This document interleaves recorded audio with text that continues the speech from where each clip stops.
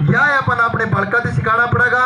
और मैं आप सबकी जोरदार तालियों के बीच में बुलाना चाहूँगा डॉक्टर अशफाक आलम को। वो आएंगे और अपनी बात साझी करेंगे, मेवात के बारे में भी आपको जानकारी देंगे। मेवात कारवां के अध्यक्ष हैं। मेवात कैसे सुंदर बने, ये देश कैसे सुंदर बने, भाईचारा कैसे मजबूत हो, इस पे लंबे समय से काम कर रहे हैं डॉक्टर अशफाक आलम जी।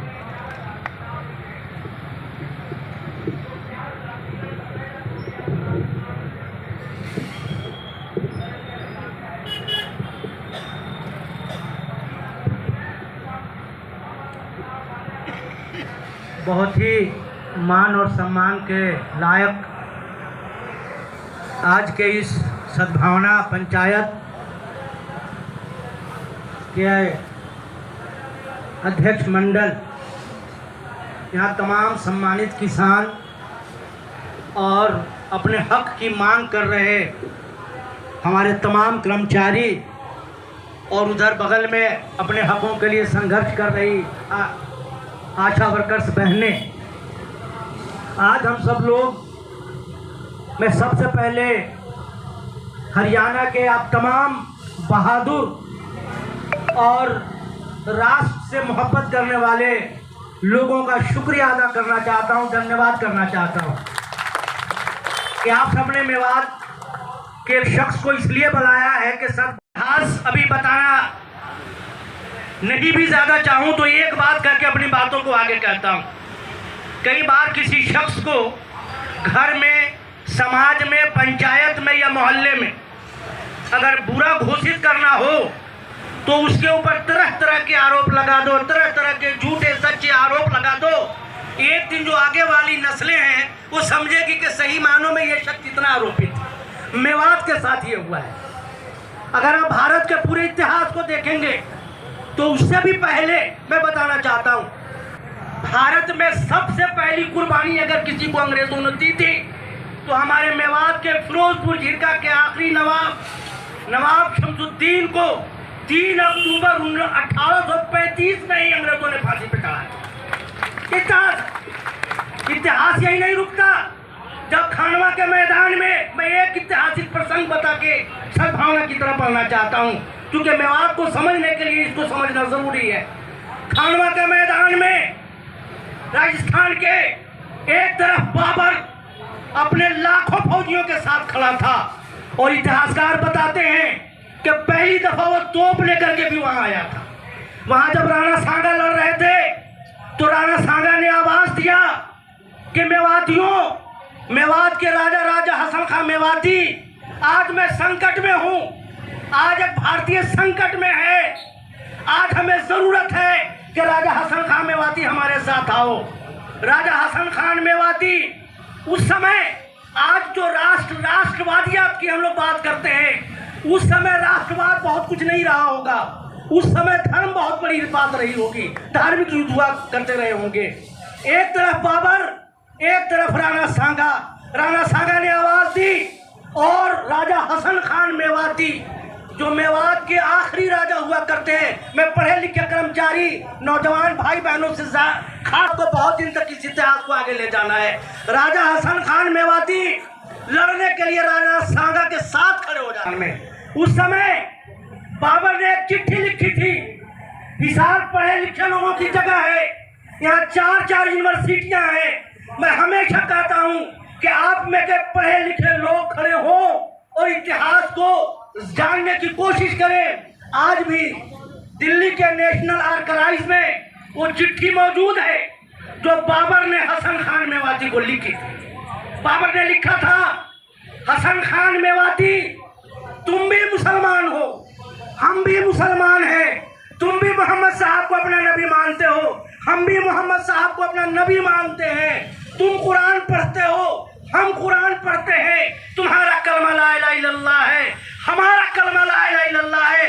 हमारे साथ आ जाओ, तुम्हें जमीन जायदाद और बहुत सी दौलतें तुम्हें दूंगा। राणा सांगा के खिलाफ मेरे साथ आ जाओ, मेरे साथ आ जाओ। हसन खान मेवाती के बेटे को बाबर ने पकड़ लिया था, इस बात को भी दर्शाया कि तेरे बेटे को छोड़ दूंगा और नवाब बना दूंगा।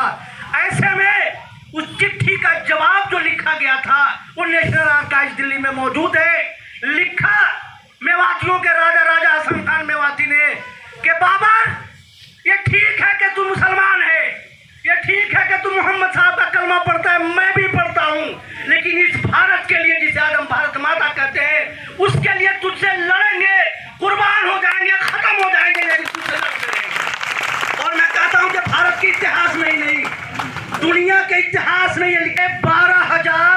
घोड़सवार मेवातियों के साथ राजा हसन खान मेवाती ने उसी कालवा के मैदान में कुर्बानी दे दी।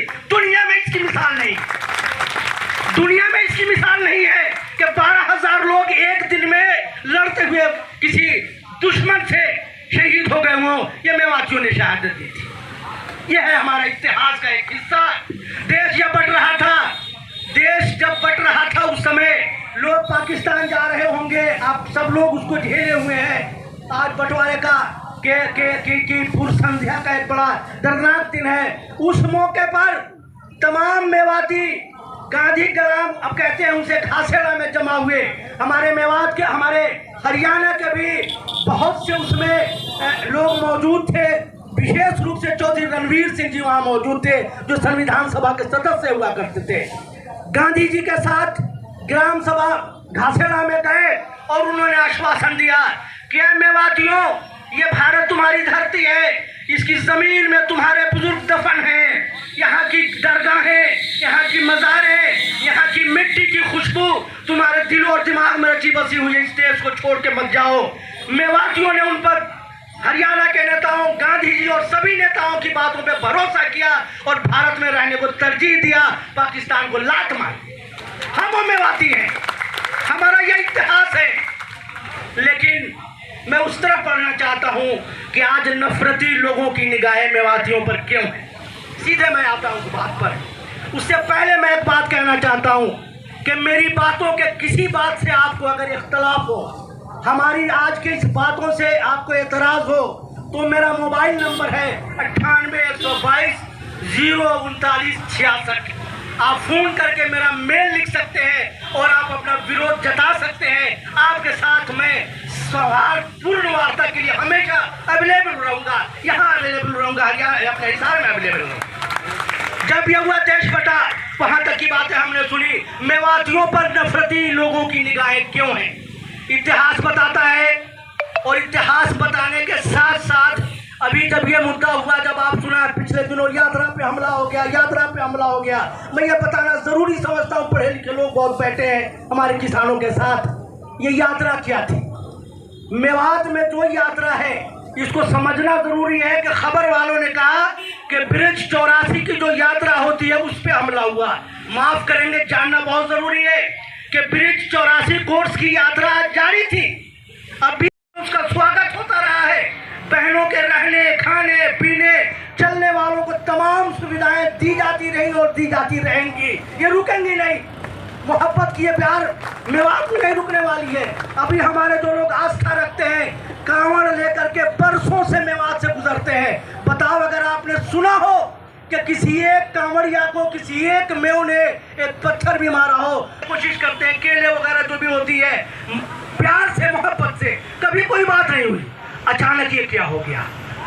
अचानक ये क्या हो गया, ये हमें जानना चाहिए। मेवाती क्या इतने बुरे हो गए कि किसी धार्मिक यात्रा पे हमला कर देंगे? क्या मेवाती इतने बुरे हो गए कि ये धर्म की यात्रा थी? इस यात्रा को समझने के लिए मैं बताना चाहूँगा कि ये बिल्कुल हमारे मेवात में 2 शिव मंदिर हैं, बड़े चर्चित जो है। शिव मंदिर यहाँ भी बहुत होंगे, जरूरत है। उसमें एक फिरोजपुर झिरका में है, जो बहुत ही ऐतिहासिक कहा जाता है, पांडवकालीन मंदिर है। उस कस्बे में मैं रहता हूँ। साल में 2 बार बहुत बड़ा मेला लगता है। राजस्थान से आने वालों की संख्या हजारों से लाखों में बदल जाती है, लेकिन कभी किसी बच्चे के साथ, किसी बेटी के साथ, किसी माँ के साथ, किसी बुजुर्ग के साथ कभी कोई घटना हुआ इतिहास में तो बताओ नहीं है। अभी हमारे साथी गए थे, जो मंदिर समिति के अध्यक्ष हैं, उन अनिल गोयल जी ने बयान दिया कि अगर यहाँ मेरे साथी ना हो तो हम अपने इतने बड़े आयोजन को बेहतर तरीके से नहीं कर सकते। ये बयान दिया हमारे साथी, यहीं से गए थे हिसार के।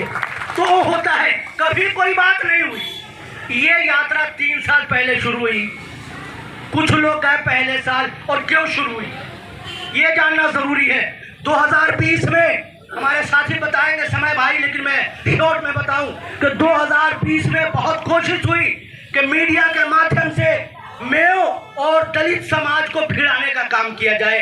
खबरें आई कि भाई दलितों की बेटियों को ये ले जाते हैं, उठा के ले जाते हैं, उनको अपने मुर्दों को जलाने नहीं देते। इस तरह की खबरें खूब आई। एक सुदर्शन कौन, एक टीवी चैनल है, उसने बड़ा अफवाह फैलाया, लेकिन उसका मुकाबला मेवात की 36 बरादरी ने किया। उस बात को बढ़ने नहीं दिया। अब आया किसान आंदोलन। किसान आंदोलन के बाद ये बातें क्यों बढ़ी?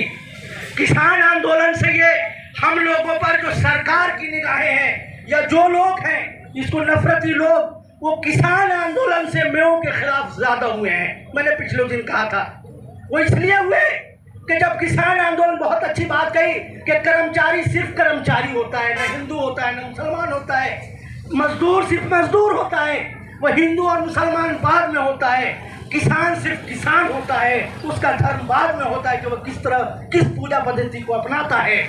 तो इस तरह जब किसान आंदोलन हुआ, मजदूरों का आंदोलन था, हमारे कर्मचारी बैठे हैं, इनके माता पिता बहुत से लोग किसान होंगे, तो किसानों का आंदोलन था। किसान आंदोलन में मेवातियों ने सोच समझ करके हिस्सा लिया कि किसान आंदोलन सभी का आंदोलन हम हिस्सा लेंगे। और मेवातियों ने, जैसा कि हमारे साथी ने कहा, शाहजहांपुर बॉर्डर पर ही नहीं, सिंधु बॉर्डर पर भी और गाजीपुर बॉर्डर पर भी सभी जगह मेवातियों ने अपना कर्तव्य समझते हुए एक किसान होने के नाते, सर छोटू राम और हमारे चौधरी यासीन की दोस्ती मशहूर है मेवात में, उस रिश्ते किसान के दोस्ती को देखते हुए मेवातियों ने हिस्सा लिया और सभी जगह जो भी मुमकिन हो सका योगदान दिया। ये कोई एहसान नहीं है, किसानों पर कोई एहसान नहीं है। बहुत लोग कहते हैं कि भाई ये तो किसान आंदोलन जाटों का था, जाटों के साथ मामला था। नहीं, किसान सिर्फ किसानों का था। और अगर मेवातियों ने कुछ योगदान दिया है तो वो योगदान कोई एहसान नहीं है, मैं कहना चाहता हूँ। हिसार की इस धरती पर वो तो सहयोग है भाइयों का, वो तो प्रेम है आपस का, साथ दिया। उसके बाद मेवात को तरह तरह से टारगेट करने की कोशिश की। अब जो यात्रा है, मैं सीधे वहां के आपको बताना चाहता हूं कि यात्रा 3 साल पहले हुई। पहली दफा नलहर एक मंदिर है नूह में, बहुत लोग आते जाते हैं, वहां कुछ लोग आए, कोई हादसा नहीं हुआ, किसी को क्या मतलब है। अब भी मैं कहता हूं इस किसानों के और आपके सद्भावना के बीच कि मेवात के किसी भी मंदिर में किसी भाई को पूजा अर्चना करनी हो, आप फोन करके बता देना, आपकी स्वागत के लिए दर्जनों नहीं सैकड़ों मेवाती हुआ टोपी कुर्ता में आपके पीछे मौजूद होंगे। आपके रहने का इंतजाम करूंगा, आपके खाने का इंतजाम करूंगा, और जितनी आराधना करना हो आप शिव भक्त बन करके आप आराधना कर सकते हैं। मैं आपको जो है अपनी तरफ से ये प्रस्ताव देता हूँ, किसी के लिए भी वो हरियाणा के किसी कोने का रहने वाला हो, हम भी, ये लोग कम जानते होंगे कि जो शिव मंदिर है खासतौर से फिरोजपुर जिला में महादेव का, हमारे बड़े बुजुर्ग आज भी महादेव कहते हैं, आज भी लड्डू जो है उनके नाम का निकालते हैं, परंपरा आ रही है पहले से, तो करते हैं। तो किसी को आना हो तो आप अपनी पूजा के लिए आ सकते हैं। तो जब ये यात्रा चली, दूसरी बार जब ये लोग गए, अगर धार्मिक लोग होते तो धर्म की तरह जाते, पूजा करते। जब दूसरी बार गए तो उसी मंदिर के नजदीक एक मजार था, उसको तोड़ा, और तोड़ने के बाद वहां कोई झगड़ा नहीं हुआ, क्योंकि मेव समुदाय उस मजार को लेकर ज्यादा चिंतित नहीं था। लेकिन सोशल मीडिया पे उसको डाल करके चिढ़ाया गया, मेवातियों तुम्हारे बीच गया, तुम्हारे मजार को, ऐसे जो कमीने लोग हैं 1-2% लोग, इस तरह करने की कोशिश की गई, फिर भी कुछ नहीं हुआ। आपको हैरत होगी कि मेव समुदाय की तरफ से उस यात्रा के खिलाफ लोग एसपी साहब से मिले तो सही, लेकिन कोई एप्लीकेशन नहीं दी, कोई FIR के लिए कोई अनुरोध नहीं किया था कि चलो आज बदमाश हो गए। इस बार जब यात्रा की बात आई तो उसको किस तरह किया गया, हिसार के भी कुछ लोग थे उसमें मौजूद। कल मुझे एक अपने डिप्टी CM हरियाणा ने बताया कि सिरसा का एक नौजवान वहाँ मेवात में गिरफ्तार हुआ है, वो भी झंडा लिए हुए मंदिर के अंदर मौजूद था। उन्होंने कहा तो जो है यहाँ के लोग पूरे हरियाणा में भ्रमित किया गया कि पूजा करने चल रहे हैं, और हमारे साथी को बता रहे थे कि बहुत सी महिलाओं को 400 रुपये दिए गए, फरीदाबाद में खाने की बात की गई, और उनको गाड़ियों में भर करके लोग चलते कोई बात नहीं है, आते कौन पूछता है, लोग रोज आते जाते हैं। लेकिन हुआ क्या कि 2 दिनों पहले जो नासिर जुनैद को जला करके हत्या में मारने वाले आरोपियों में से एक जो थे मोनू मानेसर जी, उन्होंने एक वीडियो जारी किया 2 दिन पहले। बहुत खुशी की बात है कि हम फिरोजपुर जिला आ रहे हैं और आप सब लोग तैयार रहे। चलिए वो भी नजरअंदाज हो जाता। दूसरे जिस दिन ये यात्रा हुई है, एक बिट्टू बजरंगी नाम का आदमी, अब शायद उसे प्रशासन ने गिरफ्तार कर लिया है, मुझे कल रिपोर्ट दी गई थी।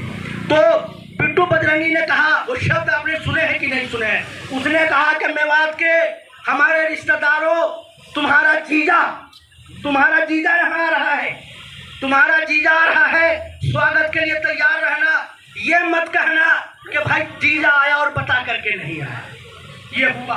और दूसरी तरफ जैसा कि सोमदत्त भाई ने कहा था, मैं सीधे इस मंच के माध्यम से यहाँ CID के लोग होंगे, मैं बताना चाहता हूँ कि जिस तरह वहाँ यात्रा का आयोजन सरकार ने अपने एजेंटों से कराया था, उसी तरह उस यात्रियों को मारने और पीटने के लिए सरकार ने दूसरी जगह से लोगों का भी इंतजाम किया था। मैं ऐसे जिम्मेदारी से कह रहा हूँ, इसलिए मुझे मोटरसाइकिल के नंबर नहीं थे, सैकड़ों लोग ऐसे थे, वही लोग जिनके चेहरे पे पट्टियां बंधी थी, वो कौन थे, कहाँ के थे, ये सरकार जांच करे। लेकिन मैं यहाँ से जिम्मेदारी से ये कह रहा हूँ, मेवात का एक जिम्मेदार होने के नाते, कि मेवाती मोनू मानेसर और बिट्टू बजरंगी के बाद भी ऐसी प्रतिक्रिया नहीं देते जैसी प्रतिक्रिया हुई। या इसलिए भी कि इसका लाभ किसको है। अगर उन्होंने डाल भी दिया तो क्या प्रतिक्रिया कत्ल होता है? नहीं, मैं उसकी निंदा करता हूं। जिन लोगों को अपनी पूजा में खलल हुआ उसकी निंदा करता हूं।